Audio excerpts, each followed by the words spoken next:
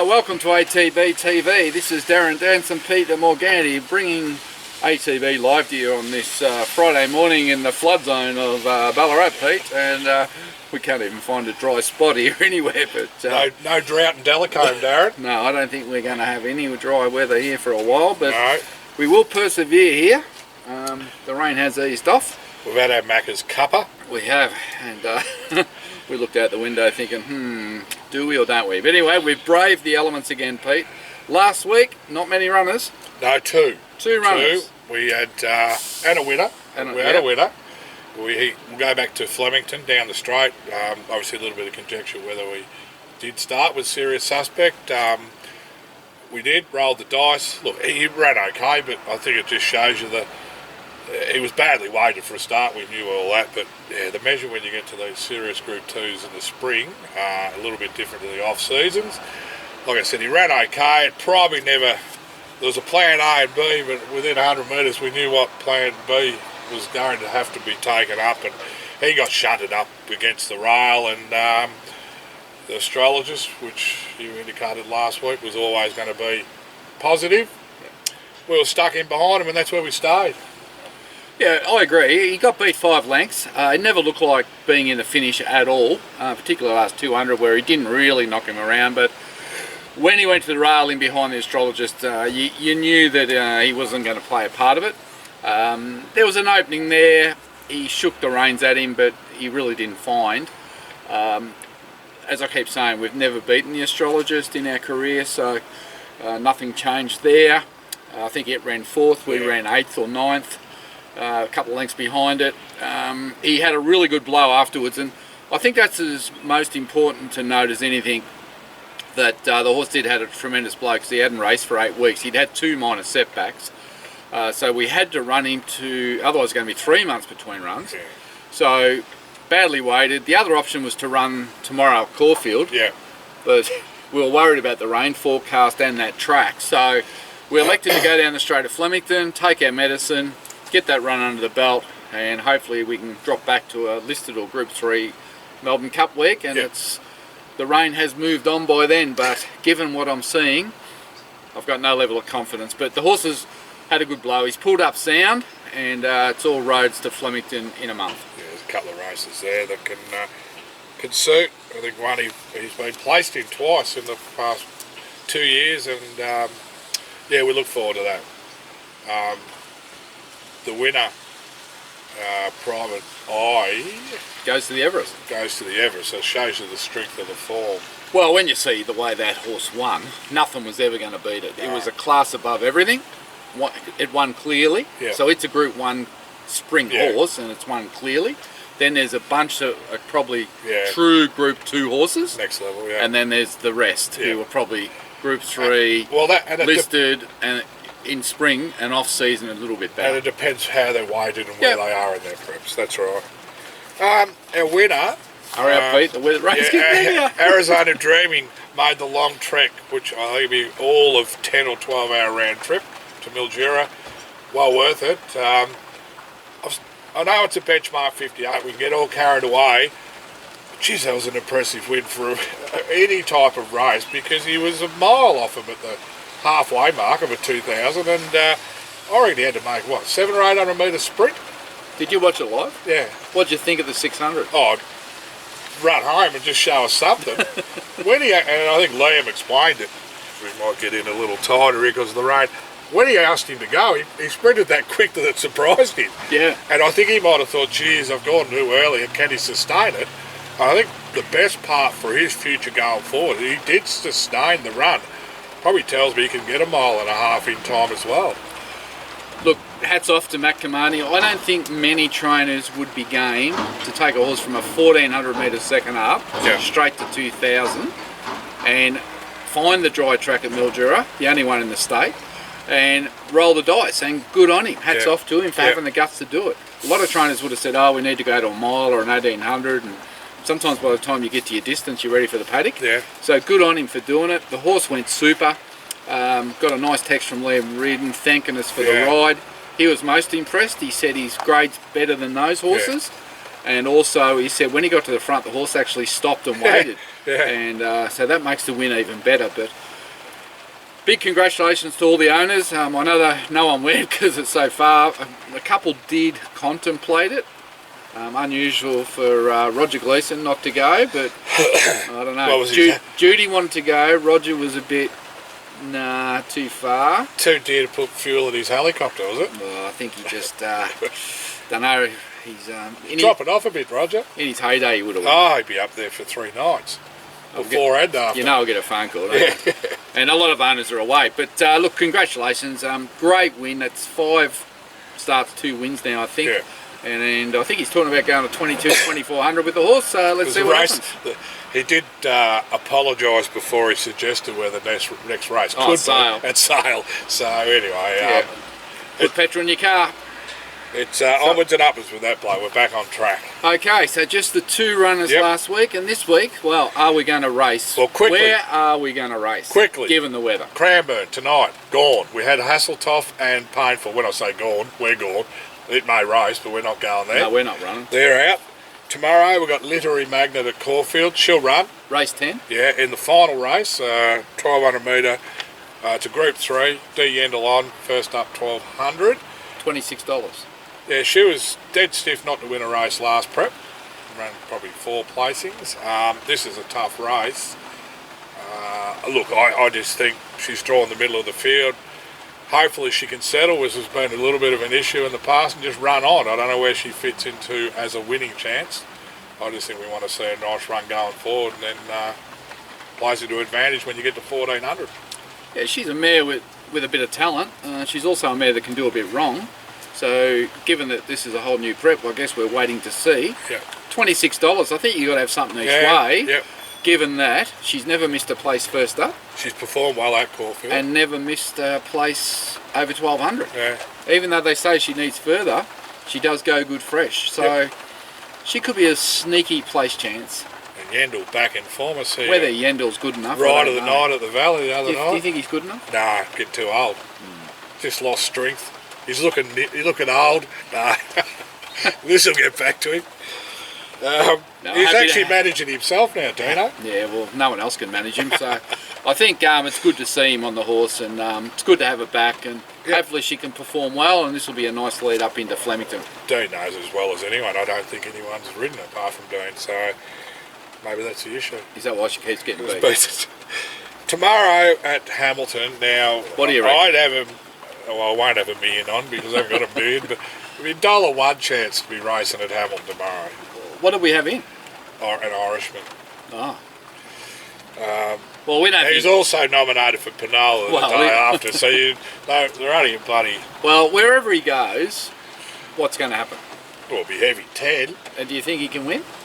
Well, didn't you say he needs a soft? My little hopeful is if Hamilton is off. Well, not off, but transferred. They'd go to Coleraine.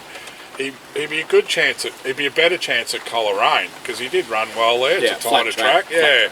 I think he said all along that soft 7 pulls him up. Yeah. The race at Hamilton at benchmark 70. It is a fairly solid race. So I just think the asphalt highway at Heathcote would be a heavy track at the moment, let alone grass. So now, I don't know. The Panola race is over 1700. It's a while since he raced. Going to be ridden by Christo Sardalic.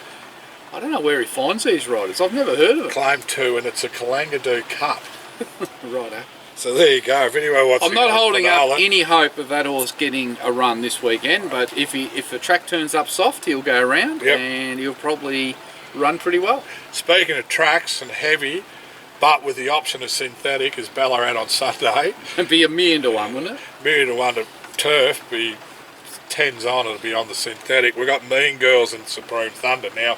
I would doubt either will run on the synthetic. No, we won't be running on the synthetic. It's a heavy 10 at Ballarat, and as you can probably see, we're wet, and it's bucketing. Well, it's not bucketing, but it was bucketing. So there's water running everywhere.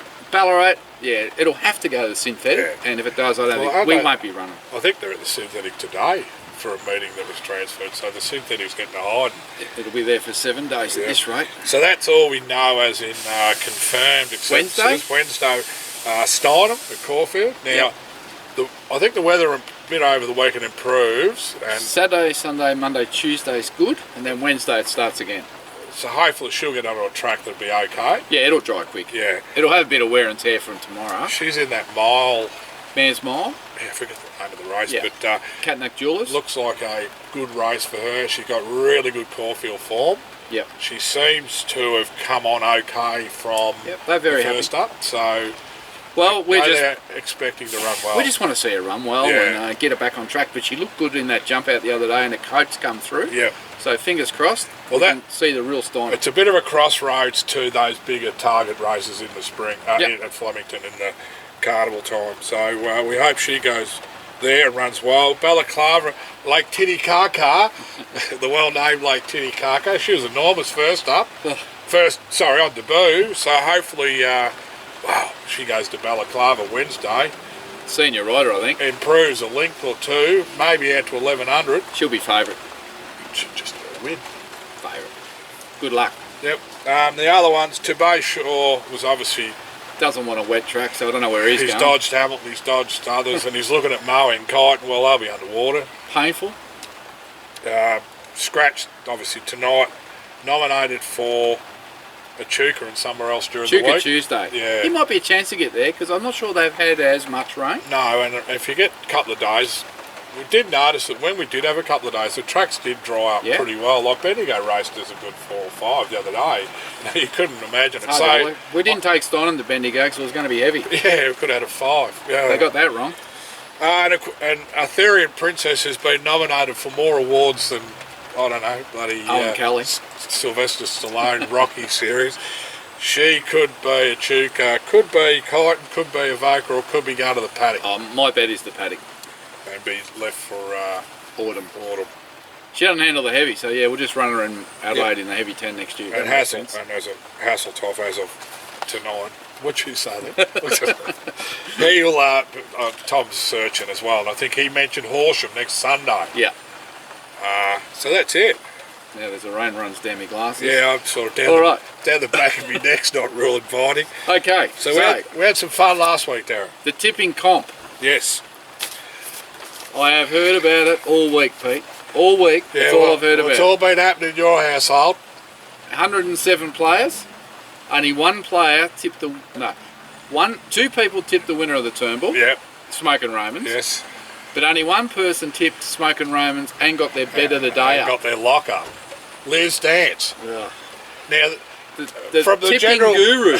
Well, there might be an inquiry into this. There's a little bit of inside knowledge. No, I must vouch that tips, the email come through at around 10 something in the morning, well and truly inside the knock-off time of midday. So well done, Liz. She put a lot of science into it. Yeah. Yeah.